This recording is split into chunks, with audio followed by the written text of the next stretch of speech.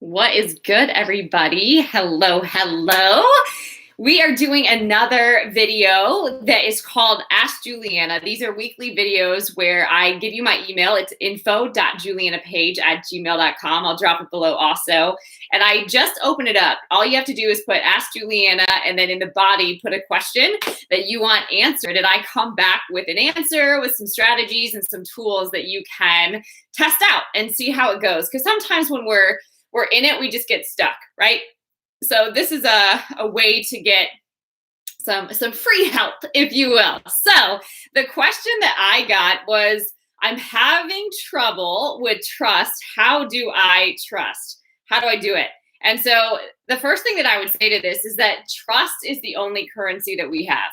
Trust is the only currency that we have. So I know that that's not an answer, particularly that this person wants to hear, but I do want to emphasize the importance that you've got to invest in building trust at all costs. And that's not something that just comes easily. That's something that takes effort and initiative and diligence to do. And I also believe that it's something that is supernatural. So I'm just going to dive into specific strategies that you can do primarily in building trust with yourself, because that will translate in other areas. Okay.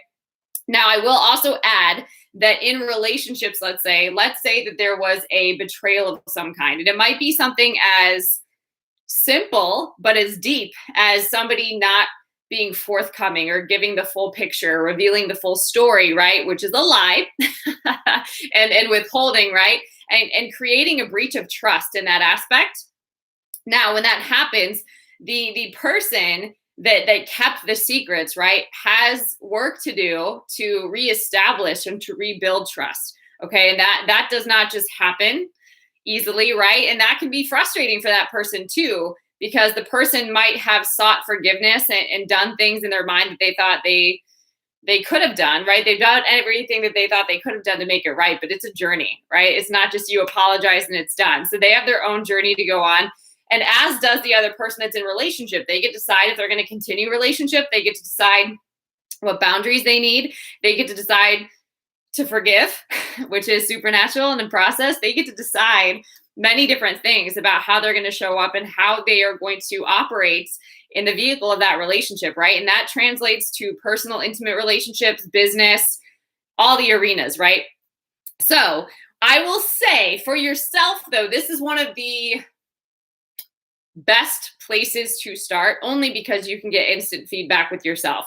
One of the best way to build trust with yourself is to make promises with yourself and keep them. Keep your word. Do what you say you're going to do. The word actually says, let your yes be yes and your no be no, right? When you say you're going to do something, do it, right? And take initiative, show up and give your absolute best for yourself, right? And do that. And as you keep showing up with yourself, as you keep promises with yourself, you build what I call integrity momentum. So you raise your confidence level because you start trusting yourself. You start to trust that when I commit to something, I'm good for it. When I make a decision, my yes is yes and my no is no, and I am trustworthy, right? So you build a track record of being a trustworthy person. And that's a great place to start, because you also can see how easy it is to break trust, right? Trust is built usually in years and can be broken in a second, right? So it's something to really pay attention to. So whether that's establishing new habits in your life, whether that's committing to daily quiet time, whether that's investing in your creativity in some sort of a way, keep promises with yourself and show up with yourself. One of the things that I used to do was what I called artist dates. This is actually something that I learned from Julia Cameron, who wrote The Artist's Way. And that was one of the things that I absolutely loved. It was profound to me at the time. And I believe I was in grad school when I came across that, but it was profound to me at the time that I could actually block time on my calendar that was just as important, if not more so, than all the time that I would block for other people. It blew my mind and it revolutionized my life, right? Like I started to live for 1 hour for me a week, right? It was crazy. So I recommend keeping promises with yourself. Like give yourself ways to actually keep promises with yourself, right? Whether it's going to get the groceries, whether it's working out, whether it's drinking more water, whether it's, actually renewing your mind or speaking only what you want to speak into your life and having, let's say, negativity detox, right? Whatever it is, set up challenges and ways for yourself to show up and build that integrity momentum. I will also say, pay the price, right? Pay the price for the things that you want in your life. We tend to think in the world that we live in now that things just come for free. And I'm going to break this down for you. So for example, fear is free, right? It's actually contagious also, right? So fear is going to come to you. Distractions are going to come to you. Temptations are going to come to you. People will come to you, right? It's just going to happen, right? But you get to decide if you are going to activate your faith and replace fear with faith. You get to decide if you're going to have values and set boundaries and enforce them when the opportunities present themselves, right? You get to decide if you are going to invest in your growth or not, or if you're just going to be content with life as it's given to you, right?